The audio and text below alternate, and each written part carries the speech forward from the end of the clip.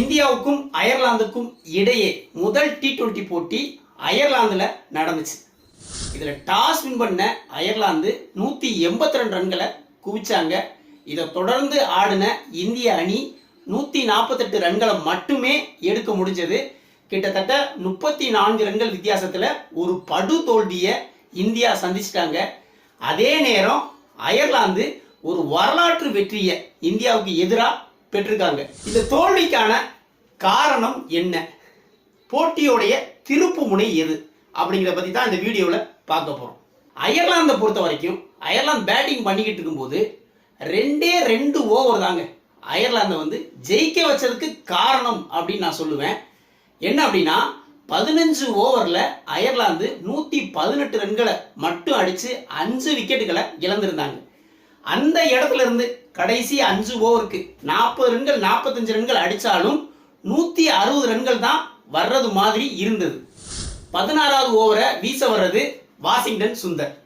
எவனாவது ஸ்பின் பவுலிங்ல தலைக்கு மேல போட்டு நோபால் போடுவானா? நம்ம சுந்தர் போடுவாப்ல. மனுஷன் ஃபர்ஸ்ட் பாலே தலைக்கு மேல போடுறான், ஸ்பின் பால்ல அதை 6 அடிச்சு போடுறாப்ல. மொதல் பால்லையே 7 ரன்கள் பாலே வீசாம அந்த ஓவர்ல மட்டும் 19 ரன்கள் போகுதுங்க. 15 ஓவருக்கு 118, 16 ஓவருக்கு 137 ஸ்கோர் எகிரிடுது. 19 ரன்கள் போகுது அந்த ஓவர்ல. வாஷிங்டன் சுந்தரை பொறுத்த வரைக்கும் ஆல்ரவுண்டர் அப்படிங்கிற பேர்ல எடுக்கப்படுறாப்புல. ஆனா அவர் பேர் அடிபடுறதும் அந்த ஆல்ரவுண்டர் கேட்டகரியில தான். ஏன்னா ரன்னும் பெருசா அடிக்க முடியல, விக்கெட்டும் பெருசா எடுக்க முடியல, அப்புறம் என்ன ஆல்ரவுண்டர்? அதுக்கு அடுத்த ஓவரை வீச வர்றது பிரசித் கிருஷ்ணா. 17வது ஓவரை வீச வர்றாப்புல. இவர் ஒரு மிகப்பெரிய வள்ளலுங்க மனுஷன். அந்த ஓவர்ல 27 ரன்கள் கொடுக்குறாங்க.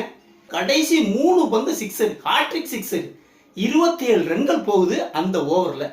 அயர்லாந்து அணியோடைய ரன் ரேட் கிடுகிடுன்னு போயிருதுங்க. 15 ஓவருக்கு 118, 16 ஓவருக்கு 137, 17 ஓவருக்கு 164, கிட்டத்தட்ட ஓவருக்கு 10 ரன் அப்படிங்கிற ஒரு கேட்டகரிக்கு அயர்லாந்து போயிட்டாங்க. 150 160 கூட அடிக்க முடியாதுன்னு நினைச்சிட்டு இருந்த நேரத்துல அசால்ட்டா 200 கிராஸ் பண்ணிடுவாங்க அப்படிங்கிற ஒரு கண்டிஷனுக்கு போயிடுச்சு. அதுக்கு காரணம் இந்த 16வது ஓவரும் 17வது ஓவரும் தான். இந்த பிரசித் கிருஷ்ணாவை எதுக்கு தூக்கிட்டே தெரியுறாங்கன்னு சொல்லி எனக்கு தெரியலங்க. என்ன இந்திய அணியில பவுலருக்காங்க பஞ்சம், எவ்வளவு யங்ஸ்டர்ஸ் இருக்கிறாங்க, அவ்வளவு நல்லா பந்து வீசிக்கிட்டு இருக்காங்க, ஐபிஎல்லையும் சரி உள்ளூர் போட்டிகளையும் சரி. ஆனா சமீப காலமா இந்த பிரசித் கிருஷ்ணாவை இந்த கௌதம் காம்பீர் ஏன் தூக்கிட்டே அலையிறாப்புலன்னு தெரியல. ஏன்னா முந்தைய போட்டிகள்லாம் நம்ம பார்க்குறோம், பிரசித் கிருஷ்ணா குறைஞ்சது ஓவருக்கு 12 ரன் 10 ரன்னுக்கு குறையாம கொடுப்பாப்புல, நல்லா அடி வாங்குவாப்புல, ஒரு சில விக்கெட்டுகளை மனுஷன் எடுப்பான். ஆனாலும் ரன்களை அதிகமா வாரி வழங்குறதுல முதல் இடத்துல இருப்பாப்புல. ஏற்கனவே முகமது சிராஜை ஸ்குவாட்ல எடுத்திருந்தாங்க, திடீர்னு கழட்டி விட்டாங்க. சிராஜ்லாம் இருந்தா இந்த கண்டிஷனுக்கு செம்மையா வீசுவாங்க. இந்த பிரசித் கிருஷ்ணாவோட 17வது ஓவர்ல 27 ரன் போனதுனால 164 ரன்கள் போயிடுறாங்க 17 ஓவர்ல. கடைசி 3 ஓவரை கொஞ்சம் டைட்டா இழுத்து பிடிச்சி போடுறாங்க. அதையும் அக்சர் பட்டேல் கொஞ்சம் அருமையா வீசுறாப்புல. கடைசி 3 ஓவருக்கு வெறும் 18 ரன்கள் மட்டும்தான் போகும், 2 விக்கெட்டுகள் போகும். அதனால கடைசியில 182 ரன்களை அயர்லாந்து அடிப்பாங்க. அதுலயும் அந்த கடைசி 3 ஓவர் இழுத்து பிடிக்கல அப்படின்னா அசால்ட்டா 200 ரன்களை கடந்திருப்பாங்க. 16 17வது ஓவர் அடி வாங்கினது இந்திய அணி தோல்விக்கான முதல் காரணம். 2வது காரணம் என்ன அப்படின்னா இந்த ஃபீல்டிங் கோளாறுங்க, கேச்சஸ் டிராப் ஆனது. அயர்லாந்து இந்தியாவை பொறுத்த வரைக்கும் ஒரு மிகப்பெரிய வித்தியாசம் என்னன்னா இந்த ஃபீல்டிங்கை நான் சொல்லுவேன். ஆரம்பத்திலேயே இந்தியா லட்டு மாதிரி கையில விழுந்த 2-3 கேச்சஸை டிராப் பண்ணாங்க. அதுலயும் அபிஷேக் சர்மாவெல்லாம் ரொம்ப மோசம், கையிலேயே விழுந்த ஒரு கேட்செல்லாம் மனுஷன் விடுவான். இந்த மாதிரி கேச்சஸ் எல்லாம் எடுத்திருந்தா ஓரளவு ரன்களை கண்ட்ரோல் பண்ணியிருக்கலாம். அப்படியே அயர்லாந்து சைடு வரும், நேர் ஆப்போசிட்டுங்க.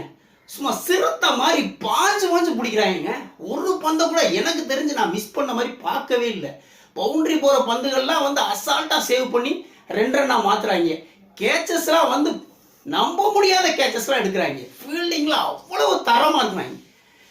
திறமையில நம்பர் 1 அணியா இருந்தா மட்டும் போதாது, இந்த மாதிரி ஃபீல்டிங் கேச்சஸ் டிராப் பண்றதுல நீங்க ஓட்ட விட்டீங்க அப்படின்னா இந்த மாதிரி சாதாரண அணிகள்கிட்ட கூட தோக்க வேண்டிய நிலை உண்டாகும்.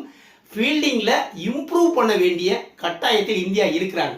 இது மாதிரி ஃபீல்டிங் டிஃபரன்ஸ் 2வது தோல்விக்கு காரணம் நான் சொல்றது அயர்லாந்தை விட ரொம்ப மோசமா இந்தியா ஃபீல்டிங் பண்ணதுனாலையும் அயர்லாந்து சிறப்பா பண்ணதுனாலையும் இந்திய அணிக்கு இந்த தோல்வி ஏற்பட்டது. இது 2வது காரணம்.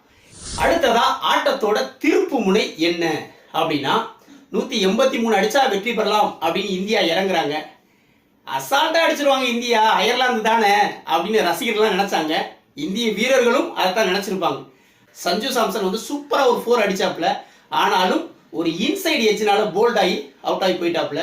மற்றொரு பக்கம் அபிஷேக் சர்மா தன்னுடைய வழக்கமான பாணியில சிக்ஸரும் பவுண்டரியுமா பறக்க விடுறாப்ல. அடுத்ததாக வந்த இஷான் கிஷன் T20 போட்டிகளில் என்னை பொறுத்த வரைக்கும் ஒரு பேட்ஸ்மேன் நல்லா கிளிக் ஆகி அடிச்சுக்கிட்டு இருந்தா இன்னொரு பேட்ஸ்மேன் அவருக்கு கம்பெனி தாங்க கொடுக்கணும். அவரும் அடிக்க ட்ரை பண்ணக்கூடாது. அந்த தவற இஷான் கிஷன் செஞ்சாப்ல. வானத்தை பார்த்து அடிச்சு ஒரு ரன்ல அவுட் ஆகி போயிட்டாப்ல.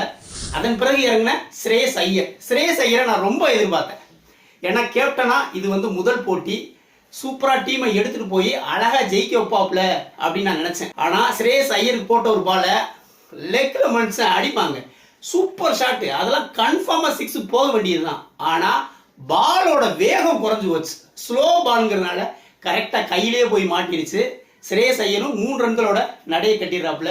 அதிரடியா ஆடிய அபிஷேக் சர்மாவும் 50 ரன்கள்ல அவுட் ஆக குயிக்கா 4 விக்கெட்டுகள் போயிருது. 60 ரன்னுக்கு 4 விக்கெட் போயிருது. 100 ரன்னுக்கு 6 விக்கெட் போயிருது. இந்த திருப்பு முனைங்கிற சம்பவம் எப்போ நடந்துச்சு அப்படின்னா அக்சர் படேலும் சிவம் துபேவும் ஒரு பார்ட்னர்ஷிப் போடுறாங்க. 100 ரன்னுக்கு 6 விக்கெட் போயிருச்சு. அங்கிருந்து 135 வரைக்கும் எடுத்துட்டு வர்றாங்க. கடைசி 4 ஓவருக்கு 48 ரன்கள் அடிச்சா வெற்றி பெறலாம் இந்திய அணி. 6 விக்கெட் போயிருக்கு. T20 போட்டிகளில் ஓவருக்கு 11 ரன் 12 ரன்னுங்கிறதெல்லாம் பெரிய விஷயமே கிடையாது. சிவம் துபே உள்ள நிற்கிறாப்புல, அக்சர் படேல் 2 பேருமே நல்ல தரமான பேட்ஸ்மேன். அதுக்கு முந்தைய 2 ஓவர்களில் சிவம் துபே ஒவ்வொரு சிக்ஸரை பறக்க விட்டு வர்றாப்புல. ஓவருக்கு ஒரு சிக்ஸர் போனா போதும். ஏன்னா 5 பால்ல 5 ரன் 6 ரன் வந்துருது. ஒரு பெரிய ஷாட், ஒரு சிக்ஸரோ 4 போனா 10 ரன்களை கிராஸ் பண்ணிடும். அதனால 4 ஓவருக்கு 48 ரன்கள்லாம் பெரிய விஷயம் கிடையாது. கன்ஃபார்மா இந்தியா அடிச்சிருவாங்க அப்படின்னு நினைச்சு பார்த்துக்கிட்டு இருந்தோம். அந்த 16வது ஓவர் லாஸ்ட் பால் தாங்க மேட்சோட டேர்னிங் பாயிண்ட், திருப்பு முனை நான் சொல்லுவேன். என்னாச்சு அப்படின்னா அந்த 16வது ஓவர் லாஸ்ட் பால்ல சிவம் துபே நல்ல பால், நல்ல லென்த் பால அப்படி சும்மா ஸ்ட்ரைட்ல இப்படி தட்டாப்ல கரெக்டா காட்டன் போல்டுங்க. அதுவும் டைவ் அடிச்சு பிடிச்சிடறாங்க பவுலர். அந்த கேட்ச் தான் சிவம் துபேயோட அந்த கேட்ச் ஆட்டத்தை மாத்திருச்சுன்னு நான் சொல்லுவேன். ஏன் இதை இவ்வளவு உறுதியா அடிச்சு சொல்றேன் அப்படின்னா, எப்படி சிவம் துபே இருந்தா அடிச்சிருப்பாப்ல அப்படி சொல்றேன்னா 17வது ஓவர் ஒரு ஸ்பின் பவுலர் கொண்டு வராங்க, புது பவுலர். நான் அப்படியே கண்கூட பாக்குறேன், ரொம்ப ஈஸியா போடுறாப்லங்க. சிவம் துபே நின்று இருந்தாப்புல அப்படின்னா அந்த 17வது ஓவர்ல 2-3 சிக்ஸரை பறக்க விட்டுருப்பான். பாலுக்கும் எடுக்க வேண்டிய ரன்னுக்கும் ஈக்குவலா வந்திருக்கும். நீட்டா அக்சர் படேலும் சிவம் துபேயுமே நின்று முடிச்சுட்டு இருப்பாங்க. அந்த சிவம் துபே அவுட் ஆனதுனால அந்த வாய்ப்பு இல்லாம போச்சு. கடைசியா 148க்கு ஆல் அவுட் ஆகி 34 ரன்கள் வித்தியாசத்துல தோல்வியை தழுவுறாங்க. வீடியோ பிடிச்சிருந்தா லைக் கமெண்ட் பண்ணுங்க, குறிப்பா சப்ஸ்கிரைப் பண்ணுங்க. மற்றும் ஒரு வீடியோவில் சந்திப்போம். நன்றி.